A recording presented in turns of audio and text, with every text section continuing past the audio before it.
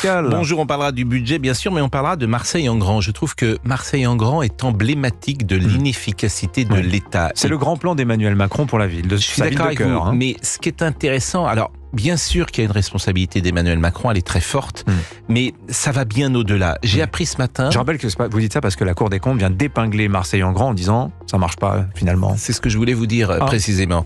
Parce qu'il y a un chiffre que je voulais vous donner. 1,23%. Est-ce que vous savez ce que c'est que ce chiffre ?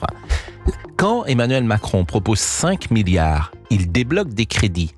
Ces 5 milliards, 1,23% simplement a été utilisé. Ouais, ça fait 50 millions d'euros. C'est un chiffre de fou. Wow. C'est-à-dire qu'il est allé à Marseille il y a 3 ans, en 2021. Il annonce un plan Marseille en grand et tu t'aperçois qu'il n'y a rien.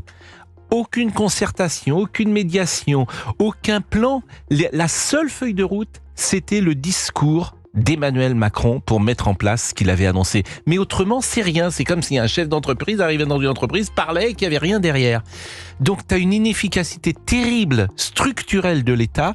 Et ça nous interroge parce qu'en fait, tu ne peux rien faire. Sauf, il y a une chose qu'a fait de bien Emmanuel Macron. C'est quand il a fait Notre-Dame. Et qu'est-ce qu'il a fait Notre-Dame ? Il a pris Georges Lain, il l'a mis, Monsieur Georges Lain, qui est décédé depuis, il l'a mis à l'Élysée avec lui, et il a sorti... passé une loi d'exception, surtout. Il l'a sorti du ministre de la Culture, si j'ose dire. Notre-Dame, ça dépendait du ministère de la Culture. Et 5 ans après, Notre-Dame est réalisée.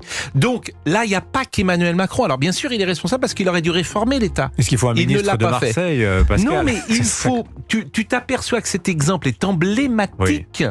Les deux exemples en parallèle. Ouais. Notre-Dame, en fait, c'est toujours pareil. Ça peut marcher quand on veut. On l'a vu d'ailleurs durant les Jeux Olympiques. Oui, ça marche quand on s'affranchit des règles. C'est ça qui est terrible. Mais je vous assure, c'est une réflexion qu'on doit avoir commune, que les hommes politiques doivent avoir, qu'ils n'ont pas. Donc Emmanuel Macron, bien sûr, il est responsable. Parce que tu ne peux pas que parler. Il faut évidemment une organisation derrière. Et cette organisation n'existe pas. Donc c'est ce que dit la Cour des comptes. 1,23%. Je trouve ça sidérant.